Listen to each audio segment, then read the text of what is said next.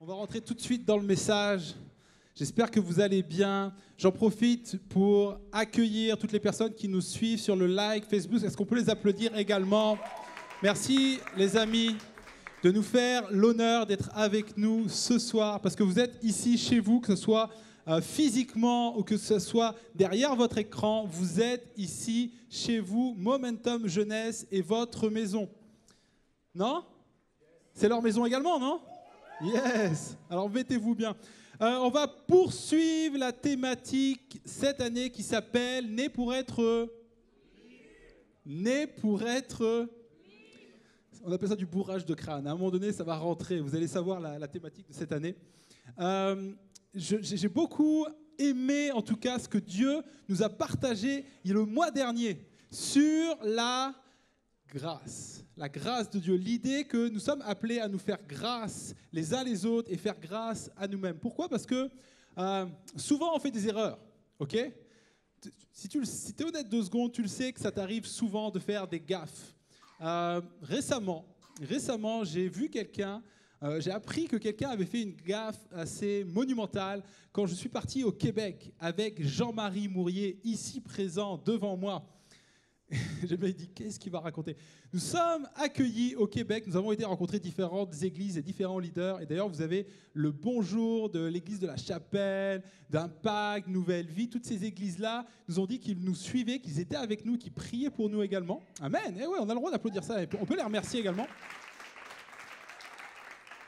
Mais là n'est pas mon propos, bien évidemment, et nous avons été accueillis par une famille absolument incroyable, la famille Marcoux, mais qui m'a donné une petite anecdote sur Jean-Marie. La première fois qu'il les a accueillis, qu'ils l'ont accueilli chez eux, en fait, JM, à chaque fois qu'il lui proposait de faire quelque chose d'une telle ou telle activité, JM disait « je suis chaud, ouais je suis chaud, ouais je suis chaud, je suis chaud ».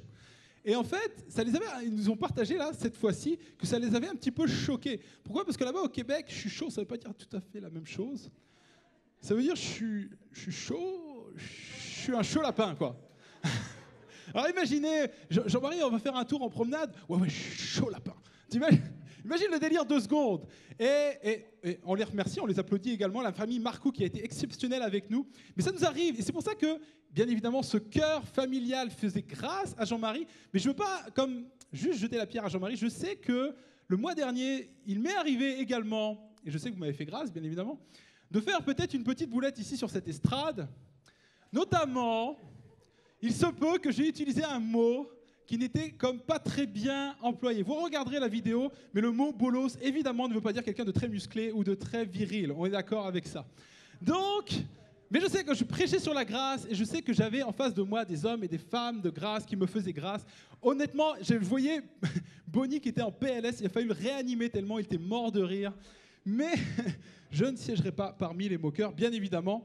Donc, j'ai fait grâce à Bonnie et Bonnie m'a fait grâce. Et ce soir, j'aimerais aller un petit peu plus loin. Parce que si nous sommes appelés à baisser les exigences que nous avons envers les gens et envers nous-mêmes, je crois qu'on pourrait aller un petit peu plus loin et aussi baisser les exigences que nous avons envers Dieu. Comment ça, les exigences que nous avons envers Dieu? Oui, je pense que nous sommes exigeants envers Dieu. Vous allez me dire, bah, c'est normal, Dieu fait des promesses. Oui, mais exigeants envers les promesses que Dieu ne fait pas pour nous. Parce que parfois, on regarde Dieu, puis on est en mode, je ne comprends pas que tu ne fais pas ça. Mais peut-être parce que Dieu ne te l'a pas promis. Je sens que je n'ai pas l'attention encore de tout à fait tout le monde. Donc, je vais juste vous prêcher la punchline de mon message ce soir. Juste, si je devais le résumer, ça va être un mot. Je vais vous prêcher la joie ce soir. La joie, pourquoi? Parce que les exigences que tu as envers les autres, les exigences que tu as envers toi, les exigences que tu as envers Dieu, envers les promesses qu'il ne tiendra, qu'il ne peut pas tenir envers toi, ça te vole ta joie. Ça fait que tu es jamais content, tu es jamais satisfait. Vous êtes avec moi? Vous êtes d'accord avec ça? La joie, je vais vous prêcher la joie. Et ce soir, on m'a donné une petite note. Il y a quelqu'un qui s'est rapproché, on a fait un jeu concours juste avant cette réunion. On a fait un petit jeu pour tous ceux qui sont en live Facebook pour savoir si quelqu'un allait deviner la thématique, en tout cas le message de ce soir. Et il y a quelqu'un qui a trouvé, qui s'est rapproché le plus, qui s'appelle, en tout cas, je ne sais pas si c'est une église ou le nom de quelqu'un, Espoir Bethel. OK. Et il a trouvé que ce soir, nous allons parler de la liberté de la joie. On peut l'applaudir parce que c'est vraiment pas loin du titre de mon message ce soir. Ce soir, Espoir Bethel, tu gagnes le nouvel EP de Jérémy Besnard, qu'on peut applaudir également. Ouais, ça vaut le coup. On est comme ça, c'est cadeau, on va te l'envoyer. Il faut que tu nous donnes ton adresse, bien évidemment. Sinon, je vais le distribuer au premier venu. Non, je rigole. On va te l'envoyer, vraiment. Et on te remercie en tout cas d'avoir participé à ce jeu. Le mois prochain, vous aurez encore d'autres lots à gagner. Et ça sera d'autres CD ou d'autres livres. On verra. En tout cas, on a d'autres idées pour agrémenter juste les avant-réunions. Donc ce soir, on va parler de la joie. Et si je devais donner un titre à mon message ce soir, c'est « Dieu veut libérer ta joie ». Donc on n'était pas loin.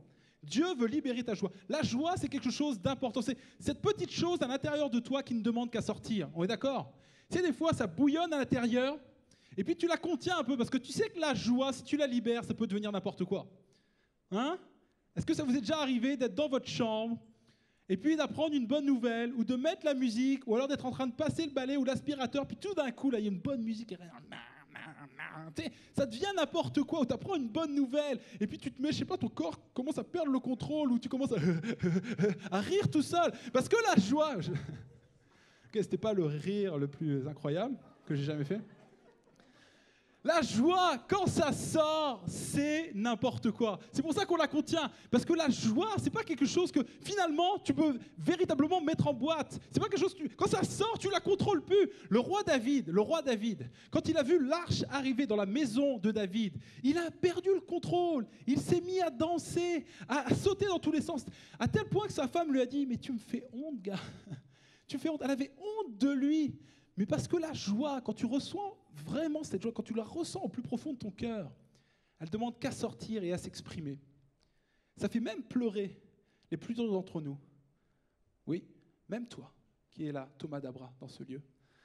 Tu es capable de pleurer. Oui, avec la joie. Pleurer de joie. Moi, je me rappelle la première fois que j'ai pleuré de joie. Match de football, Bordeaux-Paris Saint-Germain. À l'époque où Bordeaux avait encore une équipe, évidemment. On est... Dernière journée de championnat. Mais je suis un supporter girondin, j'ai le droit de dire du mal de mon équipe quand ça va mal. Dernier match, 1999. Oui, je sais, certaines personnes n'étaient pas nées dans ce lieu, ça m'énerve. Mais 1999, on est la dernière journée de championnat.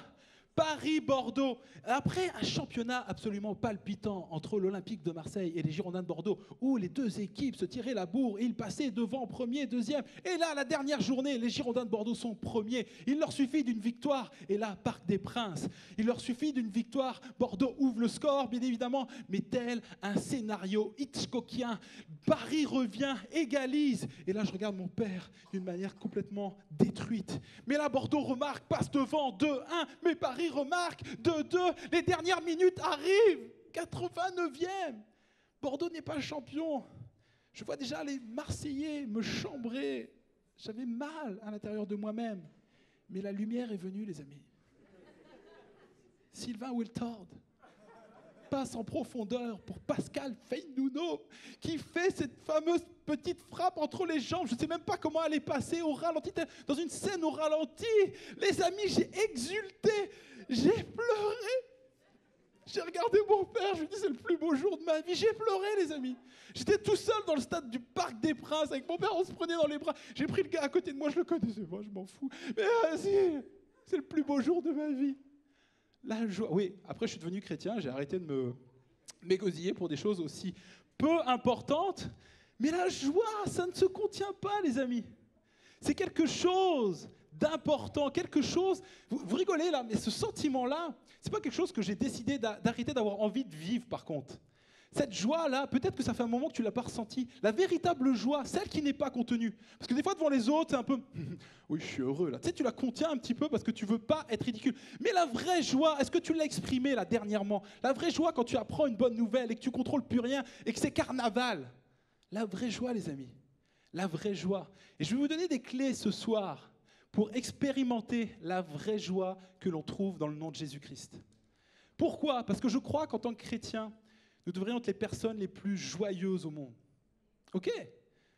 Non, vous ne croyez pas ? Ok, alors croyez la Bible. Galates 5, 22.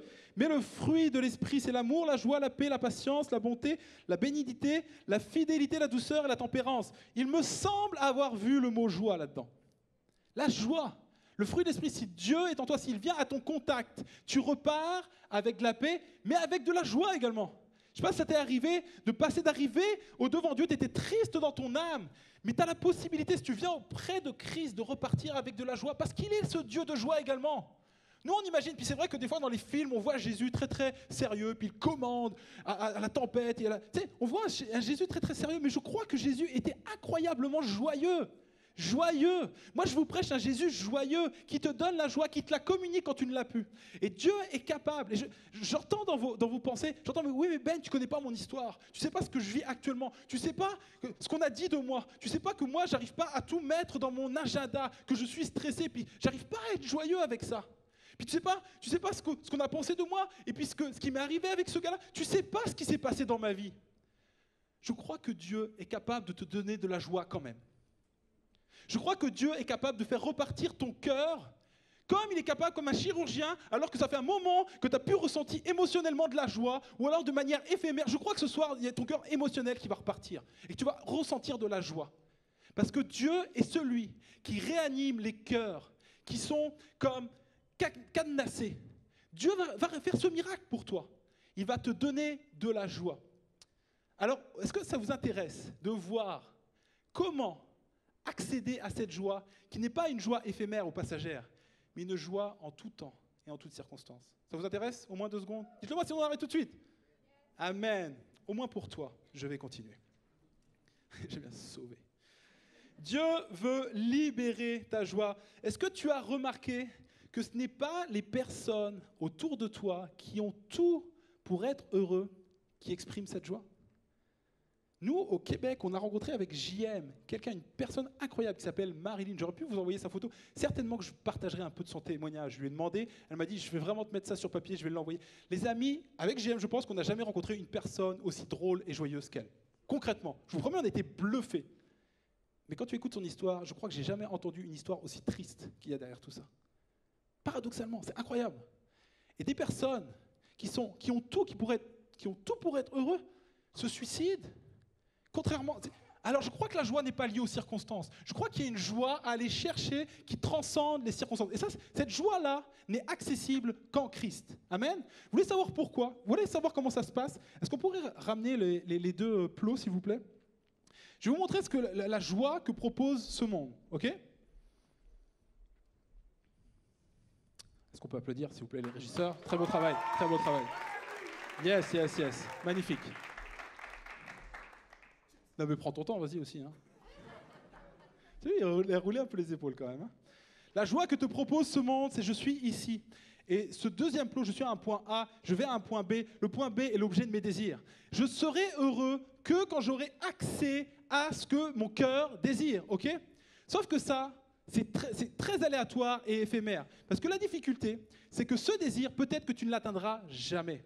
Pourquoi? Parce que les désirs qui sont dans ton cœur, les désirs humains, ne sont pas forcément toujours réalisables. Tu sais, des fois, on rêve de grandes choses. Et ce point B, déjà, s'il est fixé par toi, c'est aléatoire. On est d'accord avec ça? C'est pour ça que Dieu dit, je vais te donner mes désirs à moi. Fais de l'Éternel tes délices, il te donnera ce que ton cœur désire. Il va te fixer de nouveaux désirs. Ok, ça c'est le premier principe. Mais la deuxième chose, c'est que ce désir-là, ce qui est ton leitmotiv, ton objectif dans la vie, il se peut que tu ne l'atteignes qu'à la fin de ta vie. Ou alors dans très très très longtemps. Et qu'est-ce que tu vas faire sur ce chemin-là? Pendant ce temps-là, tu es désigné, tu es contraint à être triste en attendant d'arriver ici. Aléatoire. Est-ce que tu y arriveras un jour? Peut-être. Et puis peut-être que des fois, tu vas rester ici, dans une saison de désert, pendant tout un moment. Alors que c'est accessible pour toi maintenant, la joie. Mais toi, tu te dis, non, c'est quand j'aurai ce job, c'est quand j'aurai cette femme, c'est quand j'aurai cet enfant, c'est quand j'aurai pris du poids, quand j'aurai perdu du poids. Il y a toujours quelque chose qu'on a envie. Et la chose également, c'est que peut-être tu te dis, ok, ça c'est l'objet de mon désir, et je serai heureux quand je serai là-bas. Tu y vas, tu mets tous les efforts, et peut-être que même que tu vas y arriver rapidement, et tu vas arriver ici. Et puis tu vas exulter, yes, ça y est. Qu'est-ce qui va se passer? Vous le connaissez, le système. Ta joie va baisser, et tu vas te mettre à chercher un autre point, un autre objet de désir. Si ce n'est pas le cas, si tu n'es pas comme ça, va sur Facebook 2 secondes, je te le dis. Tu as l'impression que ta voiture est incroyable, que ton travail est incroyable, que ta famille est incroyable. Sur Facebook, il y a toujours plus incroyable que toi. Non, c'est vrai, je vous le dis. C'est déprimant Facebook, Instagram. J'aime ça, mais au bout d'un moment, si tu regardes trop, comment les gens sont toujours incroyables. Si tu cours comme ça, si tu cherches toujours, si tu crois que la satisfaction vient du fait d'assouvir ses désirs, mon ami, tu seras tu auras accès qu'à une joie éphémère et très aléatoire. C'est pas comme ça. C'est pas comme ça qu'on accède à la joie. Vous voulez savoir comment, ce que Dieu nous propose, que la parole de Dieu nous propose par rapport à la joie? Premier point ce soir, la joie n'est pas un but à atteindre, mais une présence à découvrir. La joie n'est pas un but à atteindre, mais une présence à découvrir. Jean 17, 1 nous dit ceci. Après avoir ainsi parlé, Jésus leva les yeux au ciel et dit, Père, l'heure est venue.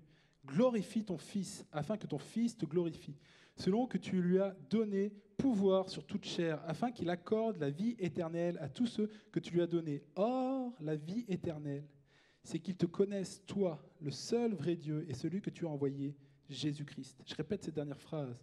Or, la vie éternelle, c'est qu'ils te connaissent, toi, le seul vrai Dieu, et celui que tu as envoyé, Jésus-Christ. Quand, dans la Bible, on nous parle de la vie ici, on nous parle du terme Zoé. Il y a 3 termes pour parler de la vie en grec. Et le premier, c'est le mot bios, dont on a tiré biologie. C'est la vie biologique, c'est le fait que tu es vivant. Okay? Que toi, tu sois vivant ou un tétard, c'est la même chose, c'est vivant. Okay? Regarde, ton voisin, il lui dit, mais t'es pas un tétard, c'est pas grave, il ne parle pas de toi. JM, non, c'est mal ce que tu fais. La vie biologique, un arbre est vivant, toute chose est vivante, tu es vivant biologiquement. Il y a la vie qui est psyché, c'est la vie émotionnelle, okay? Tes émotions, tes désirs, ce qui est à l'intérieur, ton âme littéralement, okay? Ce qui vit à l'intérieur de toi, ton intelligence également, okay? Ça c'est la vie psyché. Et il y a la vie Zoé.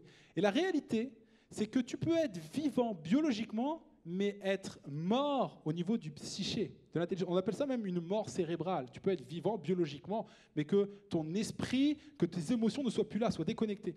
Mais tu peux également être vivant biologiquement au niveau du psyché, mais que Zoé ne soit pas activée. Que la vie Zoé, parce que la vie Zoé, c'est plus que ça. C'est la vie dans sa quintessence. C'est la vie éternelle. C'est le pourquoi, après quoi tu cours. C'est la vie, littéralement, qui découle de Dieu. C'est une vie dans la vie. On appelle ça la vie dans la vie. Ce qui anime ton âme, ce qui anime à l'intérieur ta raison d'être. La vie Zoé. Est-ce que vous avez remarqué combien il est possible d'être vivant biologiquement au niveau du psyché, de tes émotions, mais de te sentir complètement vide? Peut-être, moi, je vous le dis, avant de rencontrer Christ, j'étais un des gars, je crois, les plus vivants que tu pouvais connaître. J'allais en boîte, à chaque fois qu'il y avait une sortie, j'y étais, à chaque fois qu'on allait dans un voyage, j'y allais. Tu sais, j'avais envie de vivre et de prendre toutes les expériences possibles. Je crois que biologiquement, j'étais vivant. En tout cas, la science le prouvait. Et je crois que émotionnellement, je donnais accès à tous mes désirs, à toutes mes envies. Mes désirs avaient envie d'aller là, j'allais là, puis un autre coup, là, par là. J'étais vivant au niveau du psyché. Mais à chaque fois que je revenais de boîte, à chaque fois que je revenais d'une expérience folle, je me sentais vide à l'intérieur. Il y avait comme quelque chose qui n'était pas allumé à l'intérieur de moi. Je me sentais mal, un vide. On appelle ce vide qui est en forme de Dieu. Vous savez, ce qu'on prêche souvent, mais vous savez, j'ai lu une histoire cette semaine, je vais juste vous le démontrer ou vous l'illustrer avec une histoire qu'on m'a rapportée. Il y a Jérémy Poulet qui a reçu sur son SMS, ou en tout cas sur son WhatsApp, je ne sais plus si c'est SMS ou WhatsApp, l'histoire de quelqu'un ici, là. Je ne sais pas si c'est dans ce lieu où c'est quelqu'un qui va venir à l'église un dimanche matin, mais écoutez ce témoignage d'une vie Zoé qui est en train de s'activer. Témoignage reçu, hein, là, il y a 2 semaines. Bonjour, je me permets de vous envoyer ce message afin de témoigner. Je tairai son nom, mais il nous dit, j'ai 18 ans, j'ai une amie qui a posté une photo de son baptême il y a quelques jours sur son compte Instagram. J'ai été très intrigué par le logo M avec des vagues. On a un petit peu parlé et elle m'a conseillé de regarder des vidéos de l'église Momentum. Et depuis que j'ai commencé, je deviens addict. Ah, il y a pire comme addiction. Hein. Dis-lui, c'est bien, continue. J'ai l'impression de me rapprocher de Jésus, alors que pour moi, il n'y avait plus aucun espoir. J'ai l'impression, écoutez bien, j'ai l'impression qu'il y a en moi une flamme qui était éteinte et qui s'est rallumée, les amis. C'est vraiment bizarre comme sensation. Je sais que vous êtes pasteur dans cette église, alors je voulais juste vous remercier et témoigner de ce changement qui était en marche en moi. Pour une fois, depuis longtemps, j'arrive à dire « je suis chrétien ». J'aimerais me venir assister un dimanche matin à un culte pour découvrir. J'ai l'impression d'avoir, durant des années entières, cherché l'église du Seigneur et je suis appelé à rejoindre celle-ci. Moi qui ai été baptisé chez les catholiques, je n'ai jamais trouvé un réel intérêt à aller aux messes et à prier. Mais depuis que j'ai fait la rencontre de cette église et de ce Dieu-là, je n'ai plus aucune envie que de vous rejoindre et de prier le Seigneur. Il dit c'est vraiment très très étrange ce qui se passe à l'intérieur. Ce qui se passe à l'intérieur, c'est que Zoé, cette vie connectée à Dieu, est en train de se rallumer. Ce qui parle de flamme, c'est des fois on ne sait pas comment mettre des mots sur ce qui se passe à l'intérieur. Cette flamme, c'est Zoé, c'est la vie connectée à Christ, c'est ton âme qui appelle Dieu. Cette vie-là, elle n'est possible qu'en Christ. Tu auras beau courir après toutes les boîtes de nuit, après toutes les drogues ou tous les alcools. La seule vie, la seule connaissance, la seule personne qui peut activer Zoé, c'est Jésus-Christ. Jésus-Christ, la joie. La joie n'est pas un désir à assouvir, mais une présence à tes côtés. Je vais le réillustrer encore une fois avec ces 2 points. Et je vais inviter la personne. Imaginez un parcours comme celle-là, et imaginez qu'en fait, la joie ne vient pas de l'obtention de ce désir-là, mais d'une présence à côté. Alors je vais inviter la personne la plus importante pour moi, Pauline, si tu peux venir me rejoindre, s'il te plaît. Est-ce qu'on peut applaudir Pauline ? Je viens de marquer des points. Non, dis non. Ok, Sacha, tu peux venir du coup ? T'es le numéro 2 du coup sur la liste. C'est quoi l'idée ? C'est que la vie... Oui, viens, prends-moi le bras comme si on était... Je sens que j'ai un ticket. Imaginons que la vie, ça c'est la vie, c'est là où on va avec Pauline, ok ? C'est le but de notre vie. Et nous croyons, et je crois que si nous pensons à la mentalité de ce monde, nous serons heureux que si nous allons à ce point B, ok ? Et donc nous commençons notre vie. Et aujourd'hui, si je prends la mentalité de ce monde, je ne suis toujours pas heureux. Sauf que la vie, Zoé, est une personne à mes côtés. Et j'ai beau avancer, j'ai beau reculer, j'ai beau danser, j'ai beau pleurer avec elle. Les amis, la joie est à mes côtés en permanence. Ce n'est pas un point à atteindre, c'est une personne à mes côtés sur le parcours de la vie. C'est Pauline, mais bien évidemment, c'est plus que ça, c'est Dieu qui parcourt avec toi cette vie. La joie est une personne accessible en tout temps, en toutes circonstances. Et ça, vous avez le droit de l'applaudir. Merci mon ange.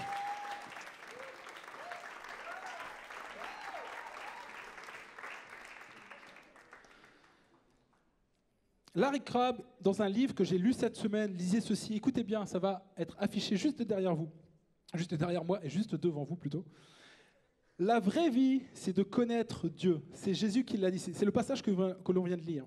Être en lui, l'avoir avec nous, vivre de son énergie, poursuivre ses desseins, aimer ce qu'il aime, le voir se former en nous jusqu'à lui ressembler. Telle est la vie. On peut la vivre dans la pauvreté comme dans l'opulence, sur un lit d'hôpital comme sur un transat d'un navire de croisière.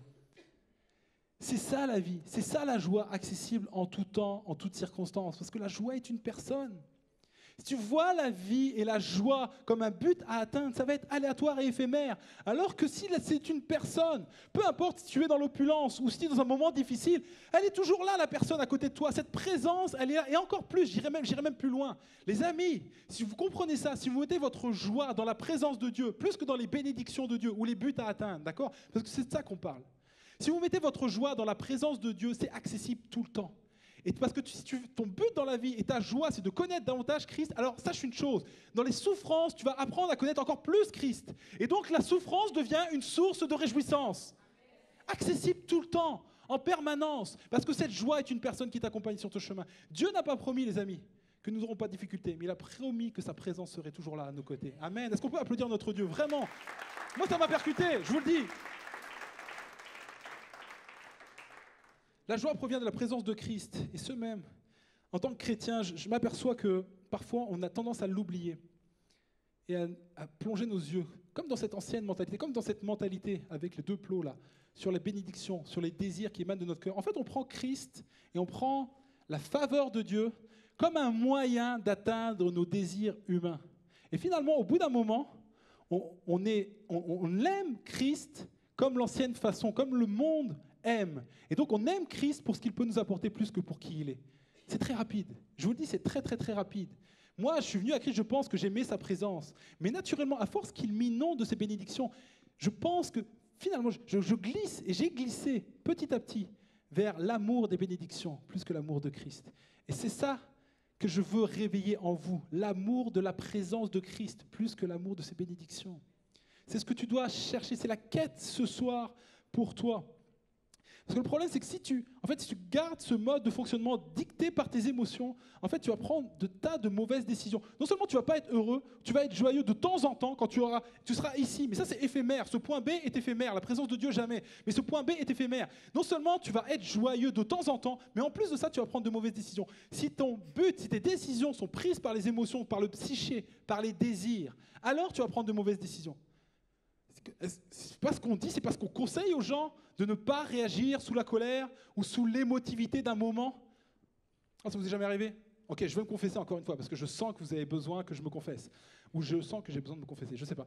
Mais, Romorantin-Lanthenay, nous sommes dans la rue, nous sommes un après-midi. Oui, nous n'avons pas été en cours encore une fois, mais c'est la fin de l'année, on s'en moque. De toute façon, on ne fait jamais rien en fin d'année. Donc, on est là avec 10 copains, 10 mecs, 10 bolos. Non, je rigole. Donc, 10 mecs dans la rue. Vous vous moquez de moi? Vous vous moquez de quoi? Non, jamais. On est dans la rue, et là, on passe devant une bijouterie. Et là, il y a un de mes copains qui dit « Oh, les gars, stylée cette boucle d'oreille. » Ah ouais, elle est stylée cette boucle d'oreille. Eh, si on se faisait tous une boucle d'oreille? Oh, la bonne idée. Et là, pris sous l'émotion, la stimulation collective, les bolos, là, c'est vraiment le mot bolos, là, pour le coup. Et là, tu sors du magasin, 10 boucles d'oreilles. On était des nazes, je vous le dis. On n'a pas fait fureur, non, c'est clair. Ça n'a pas fait des ravages, cette affaire. Pauline, rassure-toi, ça n'a vraiment pas fait des ravages, la boucle d'oreille, là. Surtout 10 gars qui ont la même, là. Ça fait un peu, oh là, ils sont dans une secte où il y a une espèce de truc, c'est bizarre. L'émotion, quand tu prends des décisions sous le coup de l'émotion, ça ne marche pas. Sous le coup de la colère, ça ne marche pas également. Les gilets jaunes, qu'est-ce qu'ils font? Ils prennent des décisions. Sous le coup de la colère, on est énervé, on n'est pas content. Le peuple souffre. Il faut libérer le peuple. Alors, allons bloquer le peuple. Oui, cassons des voitures. Décision menée par le coup de la colère, les amis, je suis désolé. Mauvaise décision. Mauvaise décision. Quand tu es mené par tes désirs, ça mène à des décisions qui sont complètement loufoques. Mène pas ta vie avec des émotions. Mène pas ta vie avec ce psyché, ces désirs qui sont humains. Parce que tu vas prendre de mauvaises décisions. Israël a pris de mauvaises décisions. Israël, en 1 Samuel 4, je vais juste vous lire un petit passage, je vais essayer d'accélérer. Il me reste une punch vraiment importante pour vous ce soir. 1 Samuel 4, Israël sortit à la rencontre des Philistins. Écoutez bien, c'est important. Israël prend une très mauvaise décision. J'espère que vous allez l'analyser dans ce texte. Israël sortit à la rencontre des Philistins pour combattre. Ils campèrent près d'Ebenezer et les Philistins étaient campés à Aphek. Les Philistins se rangèrent en bataille contre Israël et le combat s'engagea. Israël fut battu par les Philistins. Okay, donc là, les Israélites sont énervés. Ils tuèrent plus de 4000 hommes ce jour-là. Le peuple rentra au camp. Les Israélites rentrent au camp. Et les anciens d'Israël dirent « Pourquoi l'Éternel nous a-t-il laissé battre aujourd'hui par les Philistins ? Allons chercher à Silo l'arche de l'alliance de l'Éternel, qu'elle vienne au milieu de nous et qu'elle nous délivre de la main de nos ennemis. » Le peuple envoya à Silo, d'où on rapporta l'arche de l'alliance de l'Éternel des armées, qui siège entre les chérubins. Les 2 fils d'Éli, Ophni et Phiné, étaient là, avec l'arche de l'alliance de Dieu. Lorsque l'arche de l'alliance de l'Éternel entra dans le camp, tout Israël poussa des grands cris de joie, et la terre fut ébranlée. Ils étaient sûrs de gagner, l'arche de l'alliance est arrivée, nous allons gagner. Fin de l'histoire, les Philistins livrèrent bataille, et Israël fut battu. Chacun s'enfuit dans sa tente. Ouais, okay. La défaite fut très grande. Il en tomba d'Israël 30 000 hommes. Pas mieux. L'arche de Dieu fut prise. Pire. Et les 2 fils d'Éli, Ophni et Phiné, moururent. Mauvaise décision. Non, finalement, on va la ranger, l'arche. Finalement, s'ils l'avaient su, je pense qu'ils auraient rangé l'arche. Ils n'ont pas compris. En fait, j'aimerais vous mettre à la place des Israélites. Ils n'ont pas dû comprendre. Parce que l'arche de l'alliance représentait la présence de Dieu, littéralement. Okay? Et la question qu'ils ont dû se poser, c'est mais est-ce que Dieu était vraiment dans l'arche? Dieu ne peut pas perdre. Bah voyons, cette affaire. Il ne peut pas perdre Dieu. Comment ça se fait qu'il s'est laissé dépouiller par les Philistins?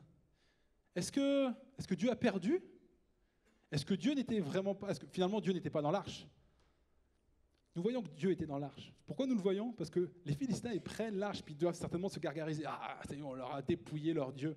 Ils le mettent dans une maison d'un des Philistins où il y a un autre Dieu, une idole, qui s'appelle Dagon.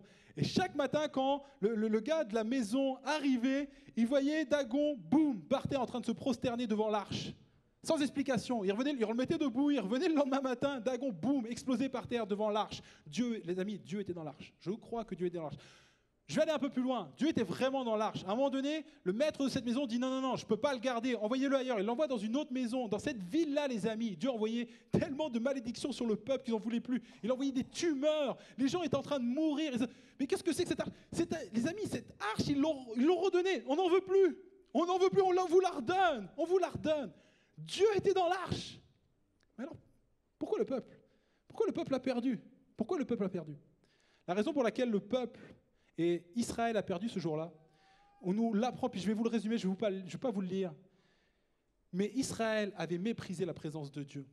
Les fils d'Élie étaient en train de piquer, ça nous le dit, puis vous le lirez chez vous.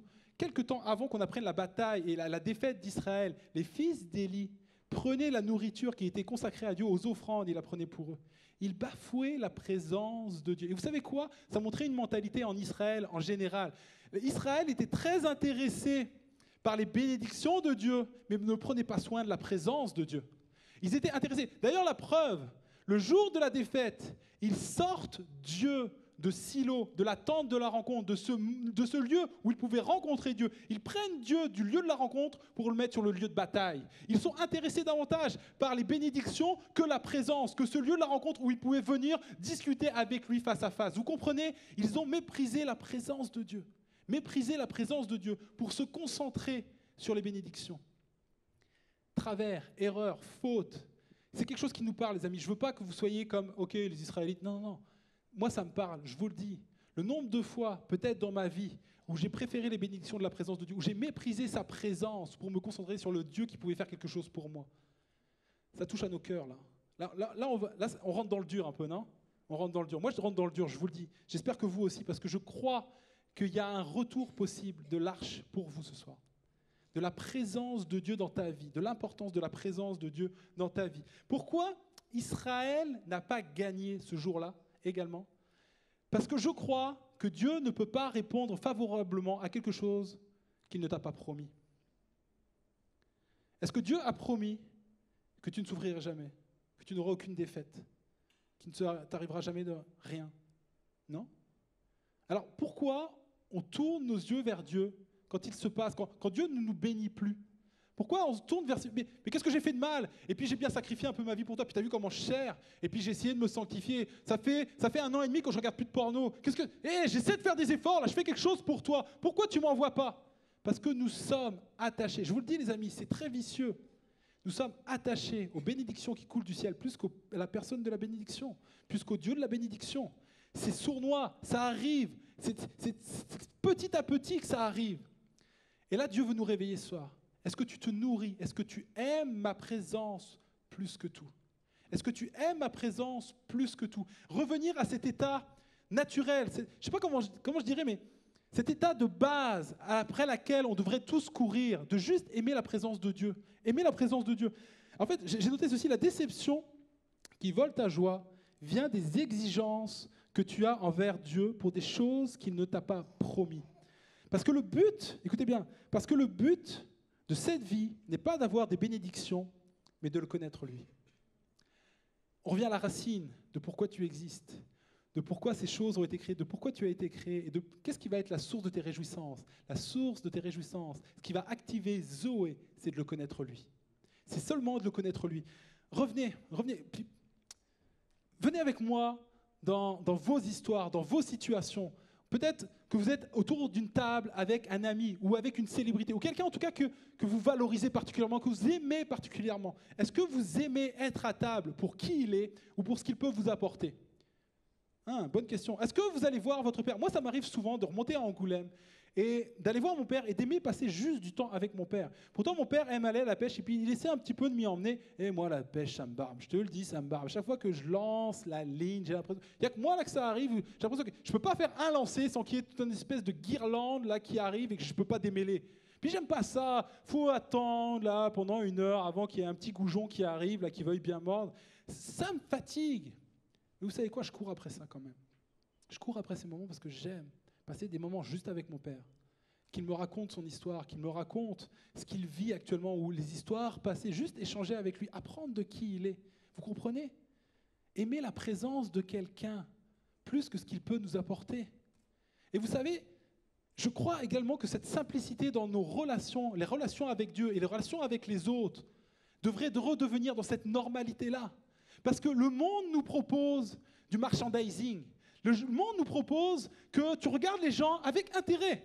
Ouais, tu fais une petite liste à l'intérieur de ta tête de lui, qu'est-ce qu'il pourrait t'apporter, puis tu les classes. Lui, ok, si j'ai besoin de déménager, je l'appellerai lui. Si lui, je veux percer dans la musique, ouais, je vais appeler Liv, c'est bon, super. Et puis, si tu vois, tu as comme des classifications à l'intérieur de toi, de ce que les gens peuvent t'apporter.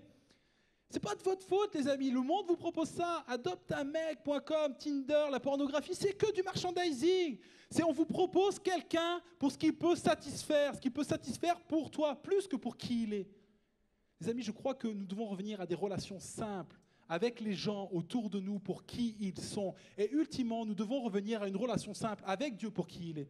Vraiment, je vous le dis, parce que c'est ça la source de la joie, c'est avoir des relations simples avec les gens, non pas pour ce qu'ils peuvent nous apporter, c'est avoir une relation simple avec Dieu, pour dire mais juste ta présence me va, parce que tu es mon créateur, parce que tu me connais, parce que tu m'avais choisi avant même que je naisse, avant quand j'étais même dans le ventre de ma mère, tu me connaissais déjà avant, tu es mon créateur, alors juste apprends-moi de qui je suis, apprends-moi ce que tu veux, mais tu aimes juste ta présence, qu'il te parle, qu'il soit avec toi.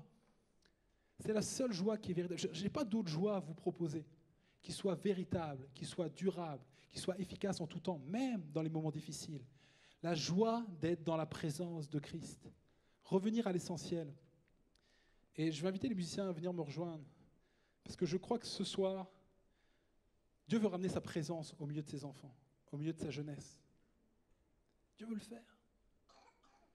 Et je crois qu'il aime qu'on l'aime pour qui il est. En fait, ne regardez pas cette soirée ou ce que je viens de dire comme un accusateur. Peut-être que ça pique à l'intérieur de toi. Moi-même, en préparant ce message, j'ai essayé d'analyser ma propre vie pour savoir s'il n'y avait pas des choses où je remplaçais la présence de Dieu par la bénédiction de Dieu. Donc je vous le dis, je crois que ça nous pique tous. Je crois qu'on est tous interpellés par ce message. Mais ne reste pas avec cette accusation, parce qu'il y a toujours une main tendue. Il y a toujours quelque chose que tu peux faire pour rétablir l'ordre. Regardez la fin de l'histoire. La fin de l'histoire est incroyable par rapport à l'arche. Quelques années plus tard, le peuple d'Israël qui n'a pas ramené, parce que ce qui est fou en fait, c'est que l'arche de l'Alliance, ils ne l'ont pas ramenée à Silo. Je me suis posé la question, pourquoi ils n'ont pas ramené l'arche de l'Alliance à Silo, qui était comme la capitale, ou en tout cas l'endroit où ils allaient se prosterner ou rencontrer Dieu. Pourquoi ils ne l'ont pas ramené à Silo et qu'ils l'ont mis dans la maison d'un des Israélites, juste chez quelqu'un, que Dieu a béni d'ailleurs. Parce que je pense qu'ils étaient déçus. Ils étaient déçus. Ils n'avaient pas eu la bénédiction qu'ils voulaient. Et plusieurs années, plus de 20 ans plus tard, ils réclament un roi. Puis vous connaissez ce roi, c'est Saül, le premier roi. Un roi qui s'avérera être un mauvais roi, qui était le choix des hommes. Mais Dieu dira, ok, moi j'ai un choix qui est meilleur, celui de mon fils David, qui est un homme selon mon cœur. Il loindra David. David qui est un homme incroyable. Attendra, parce que Saül s'agrippe au trône. Il s'agrippe au trône. Mais il attendra, puis David ne précipitera pas les choses alors qu'il aurait eu l'occasion de tuer Saül de maintes et maintes fois. Il attendra que l'heure vienne. Et le jour où Saül est mort, vous savez la première chose qu'il a fait, David ? La première chose. En fait, il a fait 2 choses. Il est parti en guerre, il a repris Jérusalem, la maison mère, et il a été chercher l'alliance. Il a été chercher... Je trouve ça tellement beau. L'arche de l'Alliance, la présence de Dieu. Et il l'a ramené à Jérusalem. C'est la première chose qu'il voulait. En fait, il a envoyé tellement de messages par ce geste symbolique. Vous savez, Dieu l'avait béni. Il aurait pu laisser l'arche à Silo, ou plutôt chez Abinadab, chez qui elle était. Mais il a décidé de ramener l'arche à sa place à Jérusalem, alors qu'il était roi. En fait, il envoyait un message au peuple en disant... Peut-être moi que vous avez élu roi, mais le vrai roi des rois, il arrive. Et la présence de Dieu, il l'a mis. Et puis, vous savez, ce qui est tellement beau, c'est de voir que David était en mode, mais je ne peux pas habiter dans un palais alors qu'on va mettre l'arche, le vrai roi, on va le mettre sous une tente, c'est pas possible, c'est pas possible. Et puis il crie envers Dieu en disant, c'est pas possible, je peux pas faire ça envers toi. Et il dit, je t'ai rien demandé, ok? Ok, je pense pas que Dieu était comme en colère après ça, là, mais c'est pas toi qui feras ça, ce sera ton fils, ok? Et on saura que le temple sera construit par Salomon derrière. Mais le cœur de David qui dit, je ne peux pas habiter dans un palais alors que Dieu lui-même habite sous une tente. Je trouve ça tellement beau. Il a remis le roi des rois à sa place. Je suis peut-être le roi à vos yeux, mais le vrai roi arrive. Et il a dansé devant ça. Il a dansé. Deuxième chose, je crois qu'il n'y a pas de hasard dans la Bible. Il est écrit que David a pris 30 000 hommes. 30 000 hommes pour venir aller chercher l'arche. Il n'y a pas besoin de 30 000 hommes pour soulever une arche, ils étaient 4 à la base. 30 000 hommes, 30 000 hommes. Mais quand vous regardez dans le début de l'histoire, les 30 000 hommes, c'est les hommes. Les hommes, c'est le même nombre des hommes qui avaient été abattus sur le champ de bataille. Plusieurs signes, et puis je regarderai un seul. David, avec ce geste symbolique, dira clairement à son peuple, comme un signe fort, avant, nous avons mis autant d'énergie, 30 000 hommes, pour aller livrer bataille. Maintenant, nous allons mettre toute cette énergie, la même énergie, le même nombre, pour prendre soin de la présence de Dieu. Parce que ce que je veux pour mon peuple, pour mes enfants, pour Israël, c'est maintenant on va prendre soin de la présence de Dieu. Parce que la présence de Dieu est bien plus importante que ce qu'il peut faire pour nous sur un champ de bataille. La présence de Dieu est bien plus importante que toutes les bénédictions qui peuvent découler sur ma vie. La présence, je la chéris et je danse devant elle. Et même si je suis ridicule, je m'en moque parce que sa présence me suffit. Je suis comme si j'étais dans ma chambre tout seul, je danse devant elle. Je suis heureux dans la présence de Dieu.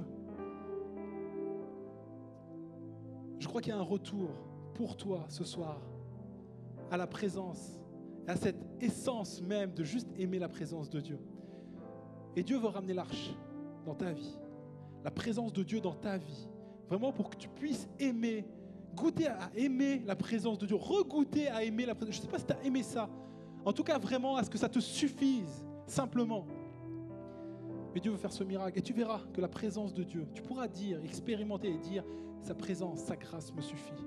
Sa présence me suffit. Et si même Dieu ne faisait plus jamais rien pour toi, sa présence, rien que le fait qu'il est Dieu, déjà, on devrait l'adorer. Rien que le fait qu'il est notre géniteur, notre créateur, même s'il ne faisait plus rien pour nous, on devrait l'adorer et l'aimer. Sa présence, rien que sa présence dans ta vie. Et Dieu veut ramener l'arche dans ta situation également, dans ta ville, dans la ville de JB, dans la ville de JM,